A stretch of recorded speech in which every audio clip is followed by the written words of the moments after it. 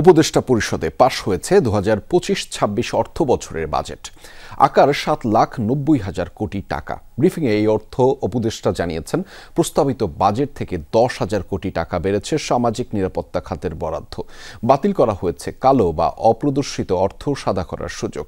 GDP প্রবৃদ্ধি লক্ষ্য 5.5%। জুলাই মাস নাগাদ মূল্যস্ফীতি হবে 6.6%। কমানো হয়েছে বেসরকারি বিশ্ববিদ্যালয় এবং সম্পত্তি হস্তান্তর কর। শ্রীলঙ্কা আবারও রপ্তানিতে শীর্ষে। 16 বছরের বেশি সময় পর এবার সংসদের বাইরে তুলে ধরা হয় 2025-26 অর্থ বছরের বাজেট। কর্মসূচির আওতায় পরিবর্তিত সময়ে আর্থিক টানাপোড়েনের কারণে চলতি অর্থ বছরের চেয়ে বাজেটের আকার কমিয়ে ধরা হয় 7,000 কোটি টাকা। বাজেট প্রস্তাবের 19 দিন পর উপদেষ্টা পরিষদের সভায় অনুমোদন দেয়া হয় আগামী অর্থ বছরের আয় ব্যয়ের হিসাব। পরে সচিবালয়ে সার্বিক দিক তুলে ধরেন অর্থ উপদেষ্টা।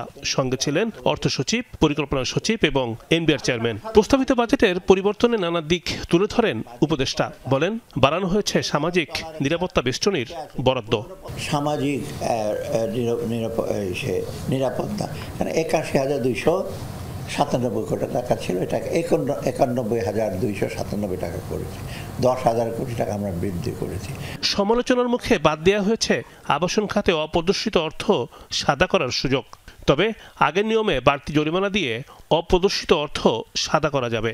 আয়কর, ভ্যাট এবং কাস্টমস খাতে কর কাঠামোর পরিবর্তন তুলে ধরা হয়। পাবলিক ট্রেড কোম্পানির ক্ষেত্রে কমিয়ে ধরা হয়েছে আয়কর। বেসরকারি বিশ্ববিদ্যালয় ও সম্পত্তি স্থানান্তরে কমেছে কর হার। ভ্যাটের ক্ষেত্রে রিফাইন্ড পেট্রোলিয়াম আমদানিতে কমেছে আগাম কর।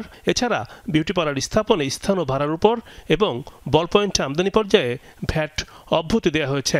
হার্টের রিং এবং চোখের লেন্স আমদানির ক্ষেত্রে আগাম কর আর দিতে হবে না। আপনাদের অপ্রদর্শিত আয়ের আমরা একটা সুযোগ দিয়েছিলাম।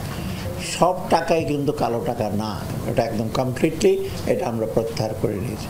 এখন ওই টাকাটা কি করবে না করবে সেটা ব্যাপার, সেখানে অবশ্য একটা ইম্প্যাক্ট হতে পারে, রিয়েলিস্টরা বলছে। সৌরশক্তি উৎপাদনে সোলার ইনভার্টার আমদানি শুল্ক 10% থেকে কমিয়ে 1% নির্ধারণ করা হয়েছে। হাসপাতাল যন্ত্রাংশ আমদানিতে ছাড় দেওয়া হয়েছে। দেশের উৎপাদিত টায়ার তৈরির কাঁচামাল আমদানি শুল্ক কমিয়ে নির্ধারণ করা হয়েছে 5%। রপ্তানি প্রণোদনা প্রত্যাহারের তৃতীয় ধাপ আগামী জুলাই মাসের পরিবর্তে কার্যকর হবে আগামী বছরের 1 জানুয়ারি থেকে। 18 লক্ষ ট্যাক্স রিটার্নের মধ্যে যদি 2/3 জিরো ট্যাক্স হয়, তা আপনি চিন্তা করেন ট্যাক্স, তার মানে এই যে 2/3 মানে প্রায় 12 লক্ষ লোক।